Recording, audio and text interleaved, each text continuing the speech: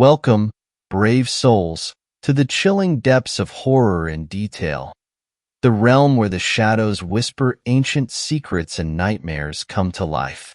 I am your guide through the darkness, and on this channel, we delve into the spine-chilling world of werewolf horror stories that will send shivers down your spine. First story. The Georgia Werewolf, unexplained to this day.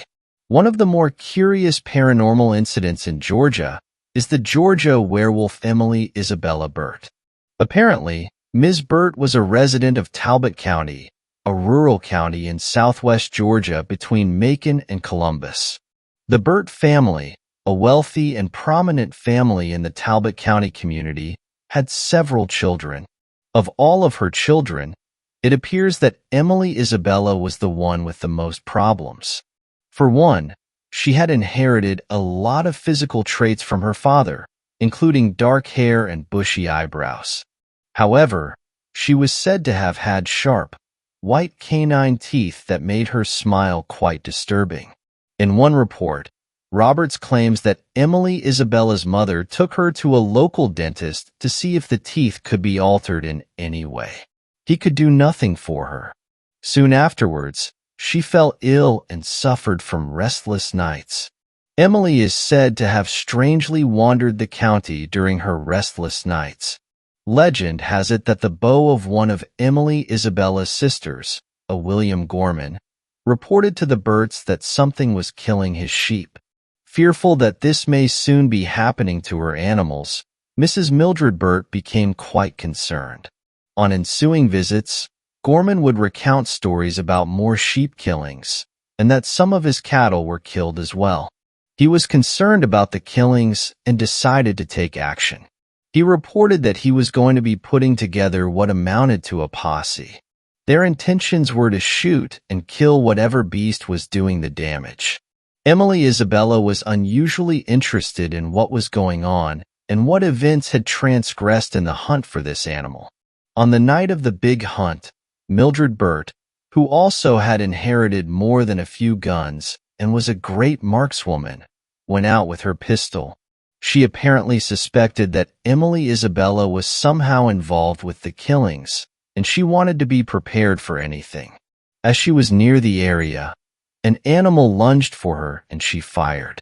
It ran away.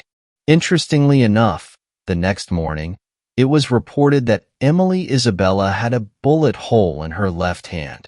After being taken to a local physician, her mother decided to send her to Paris to be treated by a doctor who specialized in lycanthropy, a disorder that made its victims think they were werewolves.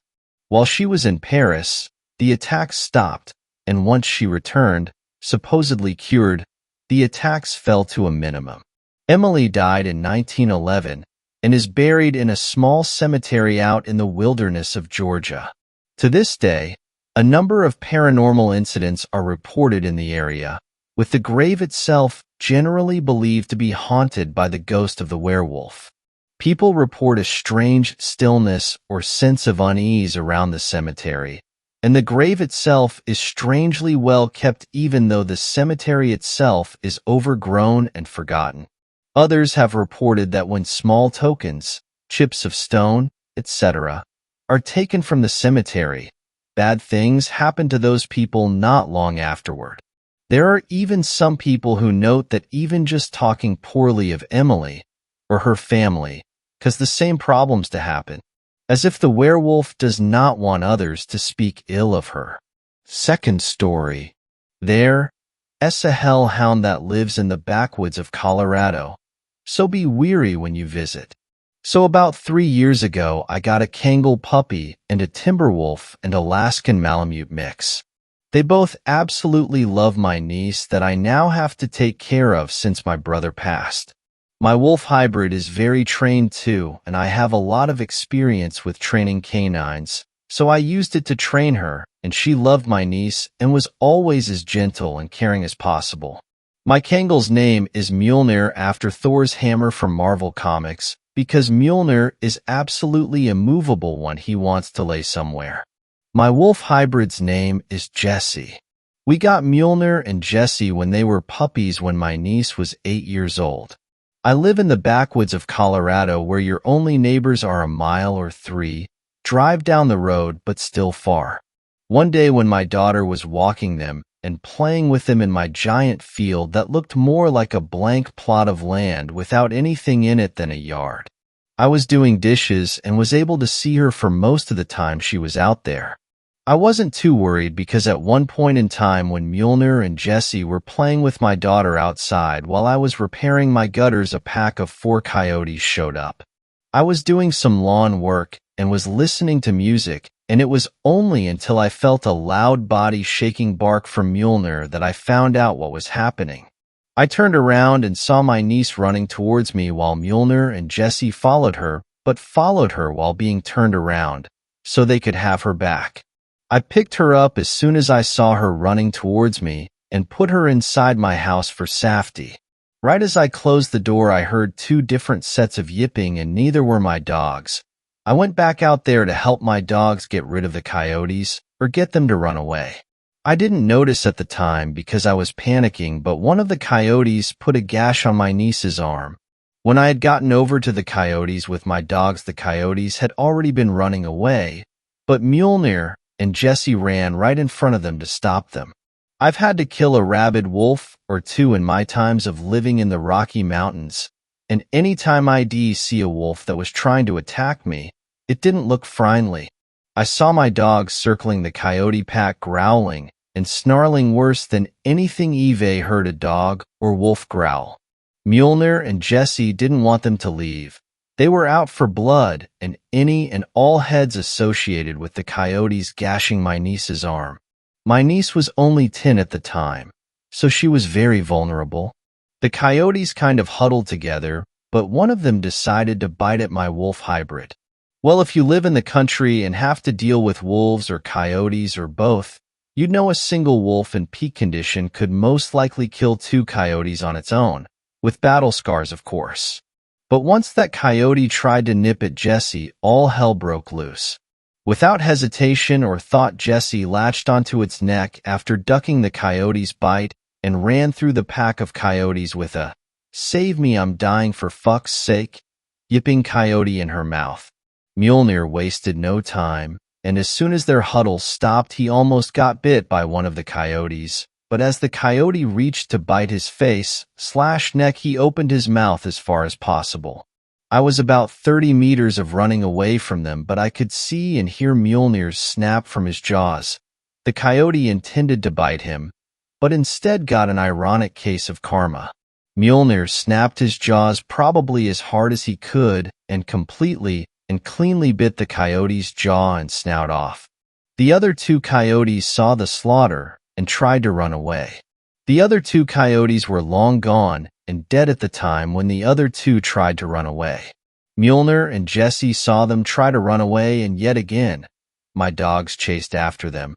I wasn't able to catch up with them or even shoot at them without possibly harming one of my dogs. Mjolnir was a gigantic dog. Even for a Kangol, he was probably bigger and stronger than a top of the genetics line Kangol. It shocked me that they were so violent to the coyotes, seeing as they had never even bit each other, or even nipped at my niece or me. They were very calm, caring, and sweet dogs.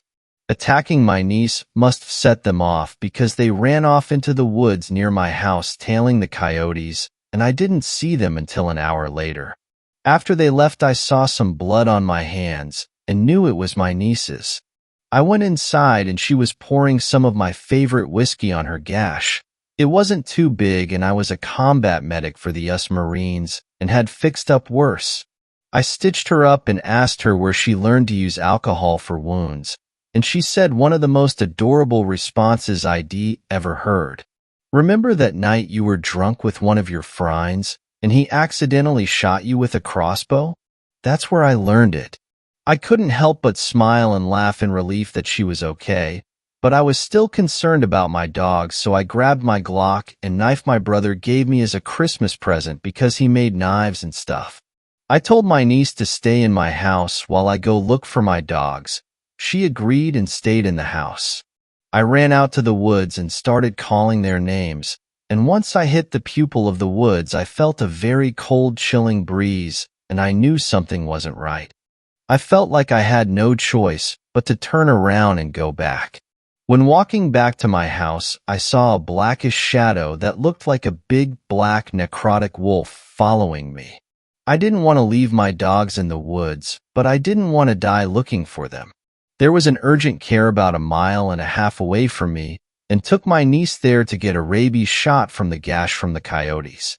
She got it, and the doctor said I did a good job stitching her up and that she needs to have some rest for the next couple of days to let her wound heal. We got back and I saw a pretty shocking sight. I saw Jesse and Mjolnir standing over 4 more dead coyotes, as if they intentionally went out to hunt for any and all coyotes they could find. There were about 6 dead coyotes in my yard at that point. Both of them were absolutely drenched in blood. The whites of their fur were turned into a dark red and a light brown from the coyotes. Yet neither had a single wound more than a small scratch that wasn't even from the coyotes. Looked more like they got caught on a sharp branch while running. My niece ran up to them happy and excited, then got sad when she saw the dead coyotes, but her sadness was overshadowed by her relief to see my dogs. My dogs looked very worn out and tired. Yet they walked up to her in relief too to see she was safe. Jesse laid down at her feet, and Mjolnir just sat there with his head down out of exhaustion, while my niece petted both of them. What was the point of that story? Well, mostly for the part where I saw a huge necrotic wolf out of the corner of my eyes in the woods while looking for my dogs. It was very bright outside, especially since it was 4 p.m., so I couldn't see its eyes or even look at it directly, or else it'd disappear. When I was doing dishes a couple months ago, my dogs and niece were outside playing like usual when suddenly all 3 froze. That was very out of character for all of them. I felt something was wrong, the same chilling cold breeze when I was in the woods looking for my dogs. I started to hear growling from my dogs and heavy stressed breathing from my niece. I grabbed my Glock and knife and went out there as fast as possible. I saw a wolf that was as bigger than a grizzly bear, but it was missing whole chunks of fur missing. The fur that was there was matted, and the skin that showed looked black and necrotic. Its eyes were bright orange/red. It stood there calmly, no signs of aggression from it, but I could feel its evil intentions. I started shooting at it, but didn't land a single shot because I was in pure astonishment and panic. It came closer to my dogs and niece, and I stepped in front of all of them and shot it in the chest. The shot stumbled it a little bit, but didn't look like it did really anything to it. I told my niece to go inside because I could tell that the hellhound's gaze was set upon my niece and nothing else. It was just slowly walking towards us, and I kept shooting. My dogs went in to attack it, and as soon as that happened, my niece ran inside and my dogs were latched onto its huge neck. It wasn't bleeding, nor was it acknowledging the 2 big-ass dogs on its neck, but they did stumble the huge fucker. The hellhound that I'll call Cerberus, if you know Greek mythology then you'll know, bit Mjolnir's tail and flung him across my yard and then shook off Jesse. At this point, he was quickly walking towards my house as if I wasn't even there. I reloaded my clip and continued to shoot at it. I was out of clips and only had a knife, so as best I could I jumped on its back and started stabbing it in the spine to try and paralyze it. That didn't work, so while Cerberus was trying to throw his head back to bite me, I stabbed him at least 5 times, all where you'd assume a wolf's major arteries were. My dogs got up and collectively went for Cerberus' front legs. It knocked the beast over on its side. Cerberus didn't even flinch or yipe. My dogs began tearing into him, trying to kill him best they could. I saw the same ferocity from my dogs when those coyotes attacked. I stood up while my niece was screaming from inside my house, but was more focused on the huge demon beast trying to kill us. I stomped on its rib cage a couple of times and stabbed it even more. It just stood up and shook me and my dogs off. I couldn't get my knife out of its chest, so I figured the only options I had left were to kick it in its face. So here I am, a 6 feet 3 inches 310-pound man of nearly pure muscle, BMI of 12%. About to roundhouse kick a whole fucking hellhound right in its shit, and this thing was a lot bigger and a lot heavier than a grizzly bear. And just as I kicked its head, it just looked at me as if a fly landed on him. He looked angry, and for the first time I'd seen him, he wasn't calm. He was angry and growling at me and got in my face snarling. I was scared and was about to run when my dogs came up and kept attacking him. Then all of a sudden, I hear a howl from in the woods, not a wolf or dog howl. A lot louder than that. It sounded like a wolf trying to call its pack. Cerberus, Mjolnir, and Jesse stood still and froze. My dogs looked relieved and excited, but Cerberus did not. Cerberus got very submissive and defensive and started to slowly walk away while my dogs kept growling and barking at him. I would have thought that the howl was from one of Cerberus' pack, but the way he was acting said otherwise. I saw something moving in the trees around my house, and Cerberus was growing more and more fearful of what was coming.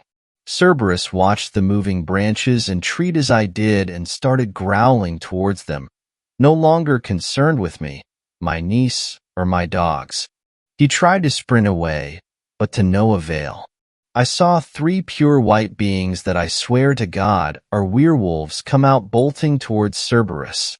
They surrounded him with one at each corner he could try and escape through.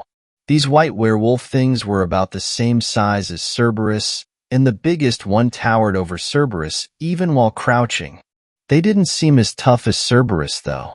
They were still a hell of a lot stronger than a hollow point from a Glock, surprisingly. They had long, wickedly sharp claws. They were relentlessly attacking Cerberus with claw slashes and bites, and even at one point the big one got a teep kick right to Cerberus' face. Cerberus may have been tougher than all 3 of them, but definitely wasn't stronger than them. A repeated combo of claw slashes, bites, and other crazy shit those werewolves did, and eventually got Cerberus to run away limping. My dog somehow jumped into the fight against Cerberus. Meanwhile, I was trying to figure out when the fuck I was transported to the supernatural universe.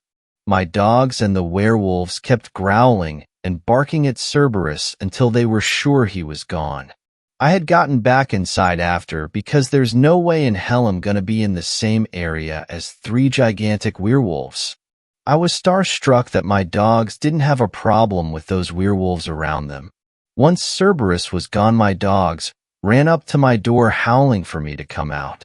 And despite of what everything I knew told me, I went out there. The werewolves were walking upright towards my house, and so I grabbed a shotgun and pointed it at them. Mjolnir put his paw up on the gun and tried to lower it. The werewolves weren't concerned about me or my niece. They were concerned about my dogs. The biggest one, that I assume is their alpha, got on all 4s and walked up to my dogs and then stood upright. He raised his hand to my dogs and petted them and then knelt down and shook his head at me like he was non-verbally saying yes, while he had a 12-gauge Mossberg pointed at his head. My dogs were excitedly licking the werewolf as if they'd seen an old playmate or friend after not seeing them for years. The other 2 werewolves laid behind the alpha as if they were sleeping. I was flabbergasted, in all honesty, and didn't know what the hell to do. Before leaving the front of my house, the alpha handed me an odd necklace that looked like a master craftsman made it. It was a wolf's tooth, but a lot bigger. The tooth was in a metal casing of sorts with a string that looked and felt like silk. You could clearly see the bright white wolf's tooth, and the metal surrounding it was covered in Norse, Celtic, and other weird runes and symbols. After handing me the necklace, while I was still shaking, he pointed at my niece, who was looking in amazement through my window, and then pointed at his chest, presumably telling me she should wear it from now on. The 3 werewolves, now covered in black blood, all went to the center of my yard and howled. My dogs decided to join them, and once the howling was over, I heard howls from 3 different places, with more than 4 howls coming from each. It was an odd sense of relief that made me feel safe in a weird way. ID always loved dogs and wolves in general. I even beat this guy's ass because he kicked a woman's dog she was walking down the street. In other words, I don't take animal cruelty very well. I still get shivers when I go into the woods to hunt because Cerberus might still be out there, but I felt an odd sense of comfort whenever I see a giant bipedal wolf in the woods. I get most of my food from hunting and only go into town to get bread, fruit, vegetables, and all that. I usually farm for vegetables and fruit, but in wintertime it's impossible. A week or so ago I was hunting some elk and shot one right in the chest, but it ran away. Then I saw a werewolf chase after it. The beast looked like it came from nowhere, but still chased it.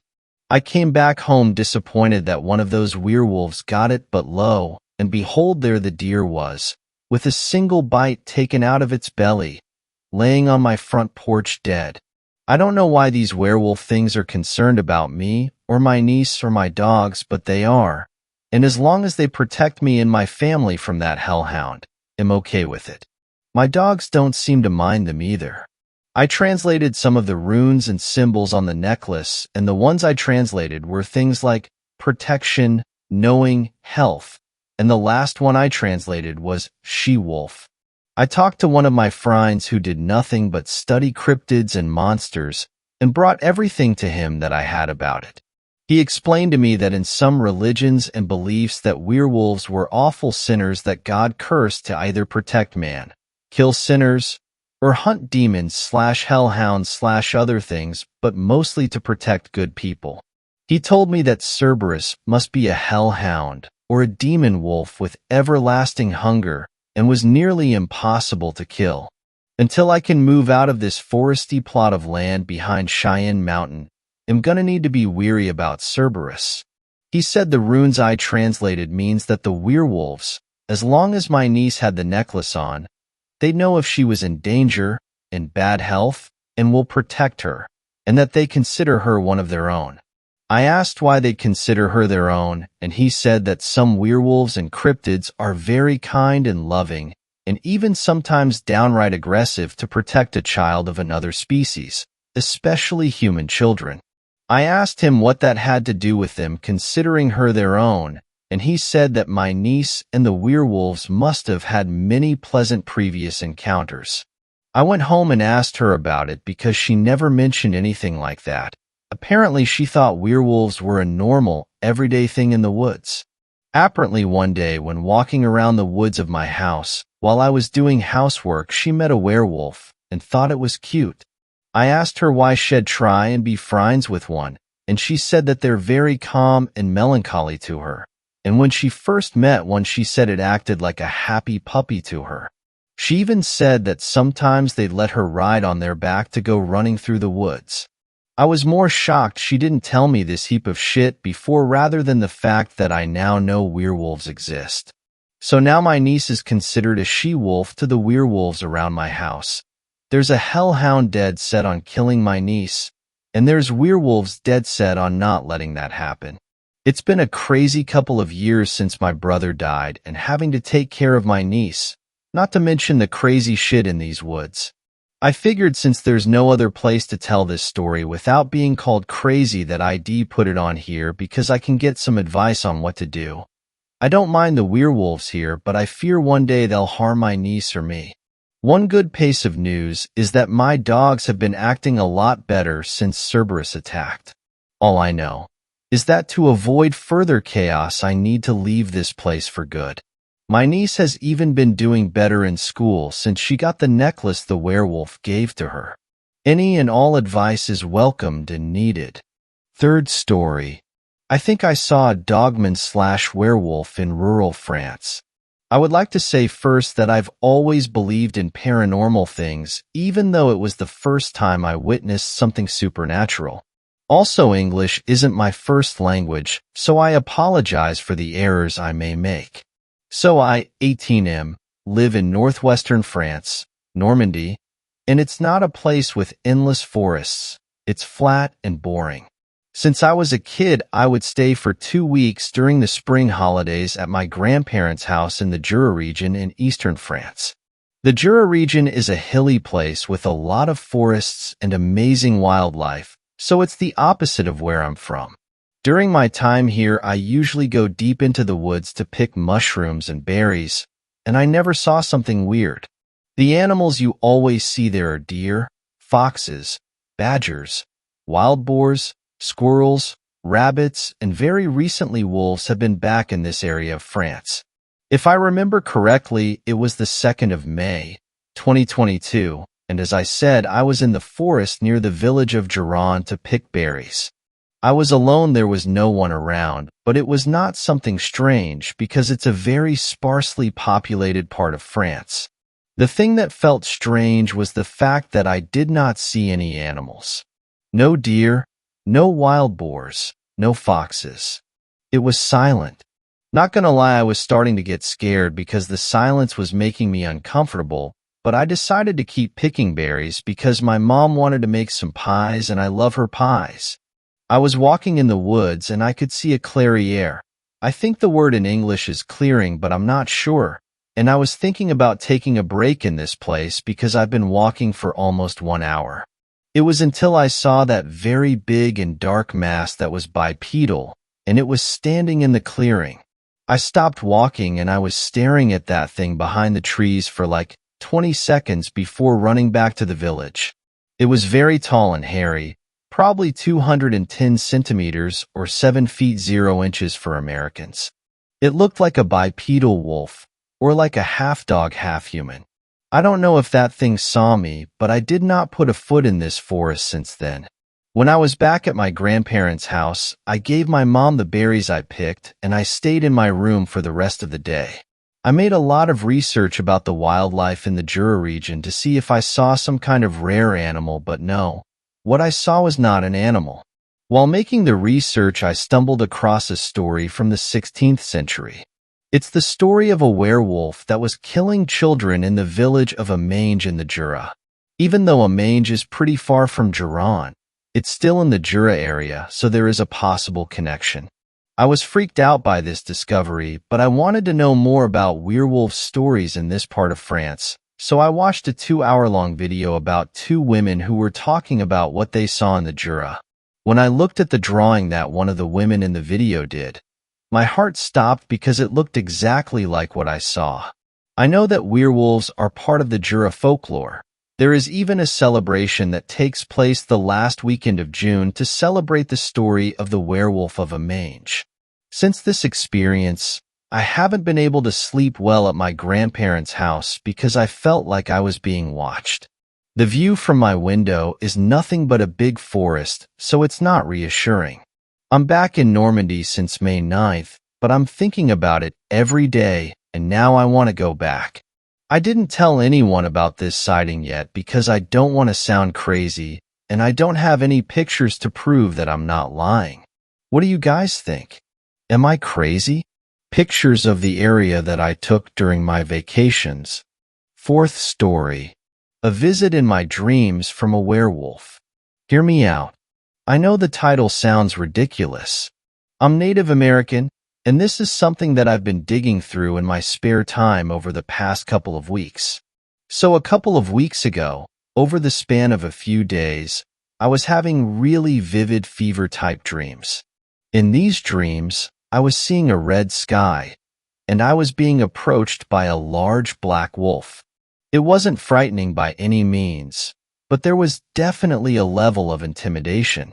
My dream would always end when the wolf would pounce at me, and I would wake up. In the hours passing when I would wake up, I'd feel a burning sensation around where my bra clasps. No markings or anything was visible, but it would be really red. Almost felt like someone had slapped me on the back. I told my dad about the dream, and he said I was visited by my uncle, and he had a tendency to pop in from time to time. I had never met him, as my father's side of the family is spread apart, and not everyone is on the best of terms. The stories of my uncle were pretty interesting. He was a recluse for a lot of his life, only socializing at the bar. or with whoever he was doing odd jobs for. He lived in a small shack near the marsh and kept to himself for the most part. But according to my dad, he was very protective of the kids in our tribe and in our family. As one story goes, he would spend some of his nights running through the marsh and would show up around sunrise without his clothes. Another story goes that one of my older cousins had run from his house screaming, claiming that he looked horrifying. A bartender from their younger days also relayed stories about him running away from her when the moon came out, claiming that he didn't want to hurt her, or to have her see him in whatever state that he was in. I had never met him. He died shortly before I was born 23 years ago. The story is intriguing though, and werewolf lore aside, I do believe that he visited me in a dream. Hard to believe, I know, so feel free to be skeptical. Still, I'm more intrigued in digging into the family history a little more. Fifth story. Something possessed me when I was 7 years old. It made me do unspeakable things. It's a scary thing, being apart from yourself, being a tool. Have you ever been possessed? I'm guessing not. Most haven't, and they can thank their lucky stars for that. I have, though. I've felt the suffocating grip of something closing around my mind, squeezing it until every last ounce of me was gone. I felt the horror of knowing I'm not alone, the horror of knowing I might never be alone again. 3 days after I turned 7, my life crumbled into pieces. It became unrecognizable. That night, my foster parents locked me in the attic and jeered that there were monsters coming to eat me. Werewolves, more specifically. We'll let you out in an hour, they laughed. If there's anything left to let out. It wasn't real, of course, the werewolves. The whole thing was just meant to scare me into obeying their strict rules. I was young, though, naive. I'd confided in them about my deepest fear, of men that turned into beasts, born from an old Goosebumps novel I'd checked out of the library.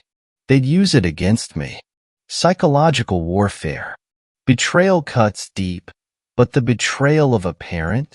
Of the person who's supposed to protect you when the whole world turns their back on you? That cuts deeper than skin. Those scars don't fade.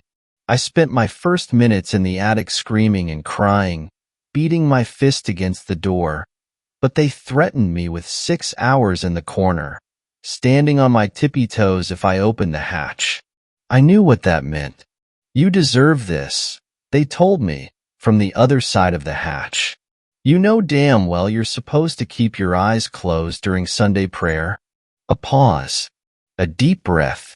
You embarrassed us, not only in front of the church, but in front of Father Andrews too. Shame on you. It was true. At least, it was true that I'd opened my eyes. I was a distractible child, later diagnosed with attention deficit disorder. What was I supposed to do? That didn't matter to them, though. In their eyes, not only was I disrespecting the law of the house, I was disrespecting the law of the Lord. That made punishing me easy. It made it an act of God. Do I really have to stay up here a whole hour? I whimpered, gazing warily across the sea of darkness. The light in the attic hadn't worked for years. That depends, my foster mom replied. If the werewolves get you first, you might only be in there for 10 or 20 minutes. Who knows? You might get lucky. The two of them left down the hallway, chuckling to themselves. I toyed with the idea of opening the hatch and slipping out of there, but I knew the consequences wouldn't be worth it. Not only would I spend 3 hours in the corner on my tippy toes, but if they noticed I was resting my feet, they'd put the wooden board and nails underneath my heels again. I'd been there before. So instead, I took a deep breath, steeling myself against the nightmare of the attic, against the threat of werewolves lurking in the shadows. I took a deep breath, and I threatened them. I'm not afraid of you. I called out. I'm a monster too, you know. It was a lie, but a comforting one. The only thing I knew capable of harming a werewolf was a silver bullet, and I had precisely none of those. So the next best thing seemed convincing them I was too tough a target to hunt. After all, running wasn't an option. I began my punishment waiting near the hatch, panicked and full of adrenaline. I waited for a howl or growl to meet my ears, for the sounds of my doom to come out and greet me, but they never did. After I'd made it 10 minutes without being eaten, I decided to get riskier. I decided I'd venture beyond safety of the hatch and try to improve my situation. The light switch was far beyond my ability to repair, but finding a flashlight was still a possibility. There was enough junk in the attic to fill a small museum, so it stood to reason that there might be a light hiding in one of its many teetering boxes. I closed my eyes. I took a breath. I mentally prepared myself for the hardest voyage I'd taken thus far in my short life. I stepped forward, into the dark. My footsteps groaned as I crept through the attic. I stumbled around blindly, holding my arms out and praying I didn't encounter anything with fur. A few steps into the journey, I bumped into an old table that, from the feel of it, was draped in cloth. My hands felt across its surface, desperately hoping to find a flashlight, but instead finding a nightmare.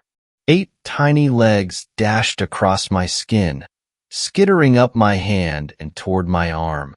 I yelped, falling backward and shaking the spider loose like a sticky grenade. Then I slapped my hand 5 or 6 times, just to be sure. "You're kidding me, Frank."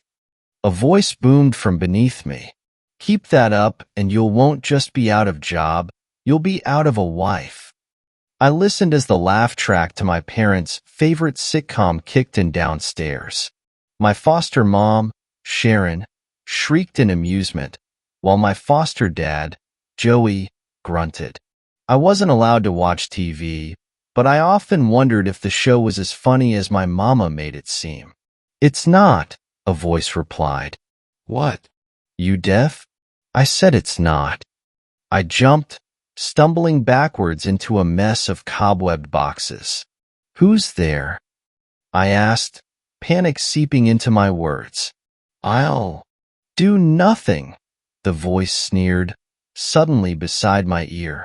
I hollered and scrambled away from it, my head colliding against the sloping roof on the far side of the attic. Pain exploded across my skull. I groaned. My vision swam. "Hello?" I said, gazing in mounting dread toward the source of the voice. In the dark, I couldn't see a thing. "I'm a werewolf, you know," I said, my voice shaking with counterfeit authority. "It's a full moon tonight, so I'd watch out if I were you." "No, it ain't. And no, you ain't." Something thumped beside me, and my heart skipped a beat. Another thump. Thump, thump, thump. The floor beneath me trembled, reverberated. The attic hatch, I realized. Somebody was knocking on it. "You better not be breaking anything up there," my papa shouted from the other side of the hatch. "If I hear any more banging around, it won't be the werewolves you need to be afraid of. I'll beat your ass myself." I swallowed, pressing myself into the far corner of the attic, making myself small. "There's somebody up here," I called back. "I need you." "You're not only disrespectful," came the reply, "but a liar now too?" He whistled, and I could almost see him shaking his head in mock disbelief. "That sounds like you've just earned another 20 minutes up there." No. "Please, I don't want to hear it," he growled. His footsteps faded as he walked back downstairs. A minute later, I heard my foster mother ask what I'd broken. "Nothing," Papa replied. "If he doesn't want to go to school with a black eye tomorrow." "You're not safe here," the voice said, this time a few feet in front of me. It was low, raspy. It sounded hungry. "Not safe at all." "Leave me alone," I pleaded, wanting to throw something at it, but afraid of what my foster parents would do to me if I did. I wasn't kidding about being a werewolf. I can make you safe, you know. A prickling sensation swept across me, deepening with every word the voice spoke. I can make all of this pain go away. Doesn't that sound nice? You just have to say the word, and then poof, you're home free. The word? I repeated, confused. That's right, the word. You know the one. The one you say kneeling beside your bed every night, praying to the big guy in the sky. Amen? Laughter echoed around the attic, erratic and mocking. Amen? I meant the other word, the one you mutter with tears in your eyes and fear in your heart, afraid your dear parents might hear you say it out loud. I pursed my lips, a terrible feeling growing in my gut. Suddenly, the voice felt so much worse than a simple werewolf. It felt like it was manipulating me, testing me. I don't cry when I pray, I said defiantly. I don't know what you're talking about. The voice stepped forward, and the entire house rattled against its weight. Dust drifted down from the rafters. The floorboards squealed. It was loud. Too loud. The fuck did I just tell you, boy? Joey shouted from below. If I have to get up from this couch, you're gonna wish there really was a lock on that hatch. I swallowed, desperately praying that this terrible voice would just leave me alone. Go away, I told it. Just leave me be. No. It took another step forward, and another shock wave rippled through the house. The frame trembled with a low rumble. I'm not going anywhere. You're stuck with me. He's gonna be mad, I whimpered, pressing my hands to my ears and shaking my head. Stop making so much noise. He'll hurt me.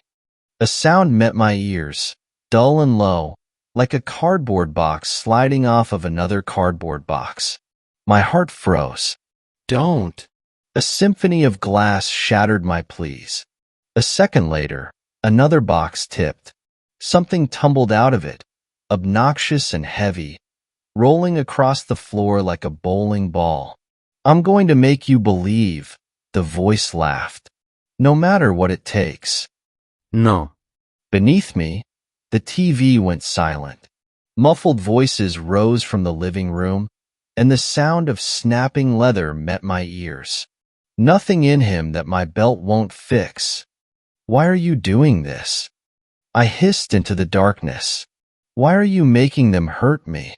Tears welled in my eyes as I prepared myself for the discipline that was coming my way. For the pain. Footsteps thundered up the stairs. No.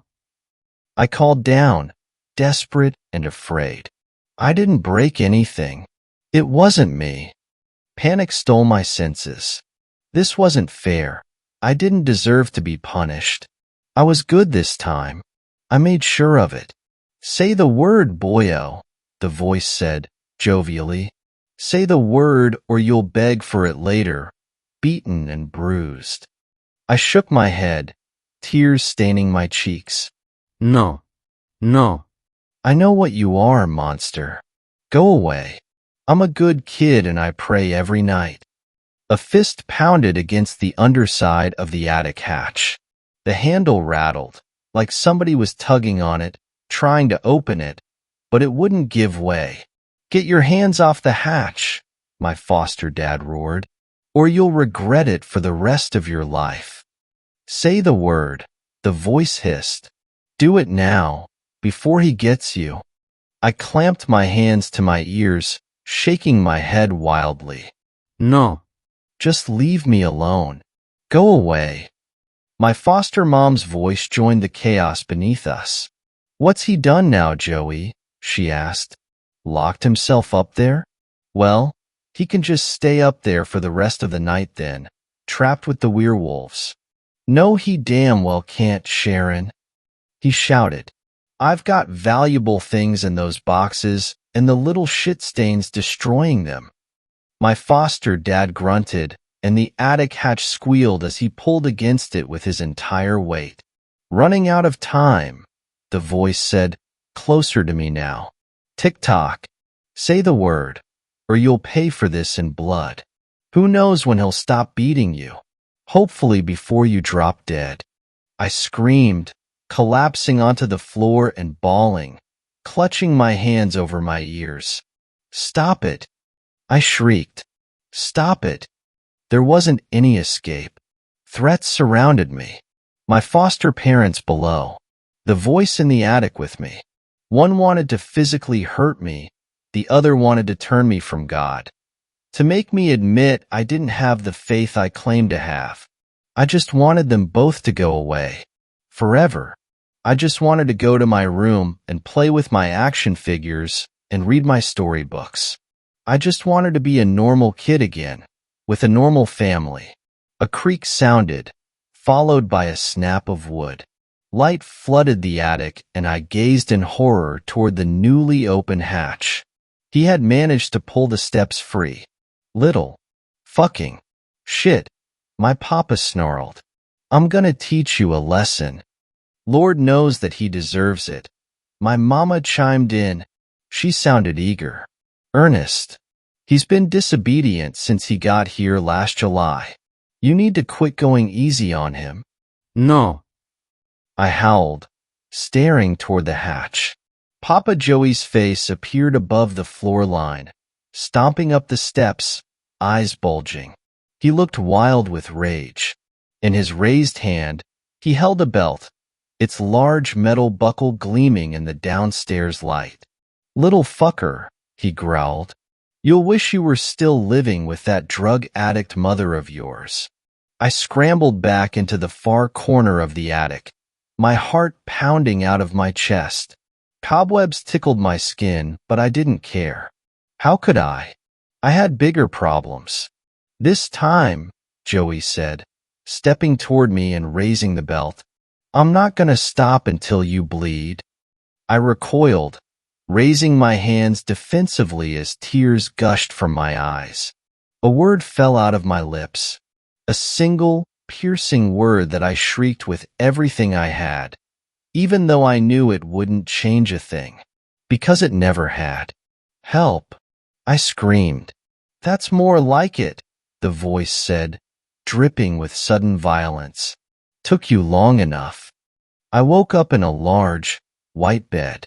A man in a robe stared down at me with cold, calculated eyes. He looked angry. He also looked familiar. Look who's up, Father Andrews said dryly. It only took you 4 days. I blinked, bleary-eyed and unsure of what was going on. 4 days. I said groggily, Father, where am I? You're in the hospital, Alex. He nodded to the other beds in the room. Do you remember what happened? Something happened? A memory crossed my mind, of a belt and Joey's angry face storming up the steps. I remembered feeling like I was in a lot of trouble. I remembered feeling afraid. Am I okay? I asked. That depends, Andrews said with a frown. Do you feel okay? I feel tired, and my head's a bit sore. His eyes bored into me. Do you feel like yourself? I squinted, my mind beginning to catch up to the situation. Memories lurched out of the dark spots of my mind. Memories of a voice, of a malevolent presence, tempting me to admit I'd been crying during my prayers. Now I was here, in the hospital next to a priest. What happened? I asked, more urgently. Even at 7, I could paint a decent picture of what was going on. The doctors have been in, Andrews explained. You'll be happy to know that you're fine, physically, and they'll be happy to know you've woken from your coma. Coma?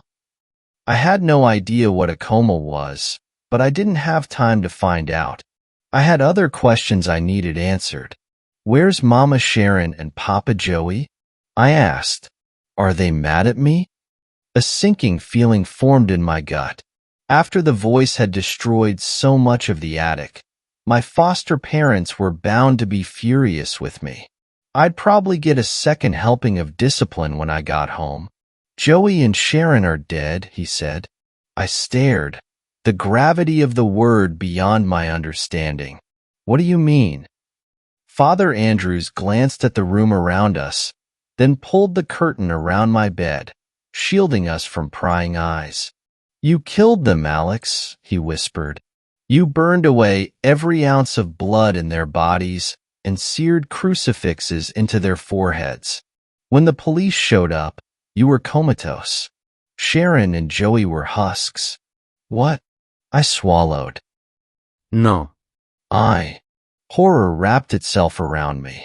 Realization swirled in my head. I remembered the attic, the voice tempting me to break my vows to God. It had asked me to say a word, to give myself up to its evil. My voice cracked as my body shuddered with tears, my world beginning to crash around me. I loved them, I said, sobbing. I wouldn't do that. I loved them. I promise. That may be, Andrews said, reaching into his jacket and pulling out a vial of clear liquid, but they only played at loving you. He unstoppered the vial and doused me in its contents. I recoiled. Stop that. It's holy water, he explained. He gave the vial a gentle shake in front of me, showcasing the small amount of liquid left inside. I've poured most of this vial onto you over the past 3 days, but it's never had any effect. Do you know why that is? Holy water. I racked my mind. I'd heard of that in Sunday school. It was meant to protect against demons and other terrible things. Understanding dawned on me. I gazed up at the Father, horrified, shaking my head as though if I just denied it hard enough, then I could make it all go away. I knew better, though. So did he. The way Andrews looked down on me told me he already had a good grasp of the situation. He knew, and now he was challenging me to lie about it, to prove that I was still possessed. I talked to a demon in the attic, I blurted out, guilt twisting inside of me. My lip curled and tears poured out of my eyes. I'm sorry. I'm sorry. I gave myself up to it. I'm so sorry. I didn't mean to say the word. I didn't know. He grabbed me by my shoulders, his eyes urgent. The word? You said a word? I nodded, wiping my runny nose on my sleeve. It wanted me to say it. What word, Alex? I don't think I should say. Andrews leaned closer to me, his mouth to my ear. Even though his voice was quieter, it felt more menacing, more serious. What was the damn word, Alex? Say it now. I shuddered. I'd never heard Andrews curse before. If I say the word, I stuttered, the demon might come back and... The Father snarled, gripping me by the front of my hospital gown. Say the bloody word. He tore the crucifix from his necklace and pressed it against my forehead. Enough excuses. Help, I whimpered. I'll help you once I'm sure. No, I said. That was the word. I asked for help. Help. He stared at me blankly, as though processing something. You asked for help? I nodded, shaken. He heaved a sigh, releasing me from his grip and pocketing his crucifix. Oh, Jesus, he muttered. He ran a hand through his hair, then back over his face. He smiled at me. Thank God. I blinked. For what?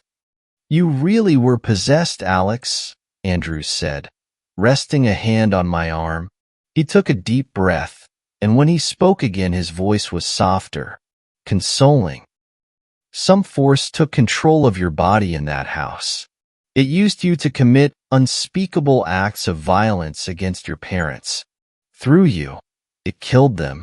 My heart fell. There was no running from the truth now. My body quaked with the fresh onset of tears, and my reply came between ugly, choking sobs. Am I bad now, Father? I asked. Will I always be possessed by that demon? Demon? Andrews said, taken aback. He gazed at me for a moment before shaking his head and pulling me into a tight hug. Heavens no. You weren't possessed by a demon, Alex. You were possessed by an angel. Thanks a lot for watching the video till the end. Subscribe to our channel Horror in Detail. Drop your opinions/suggestions in the comments section, and like the video as it helps with the YouTube algorithm.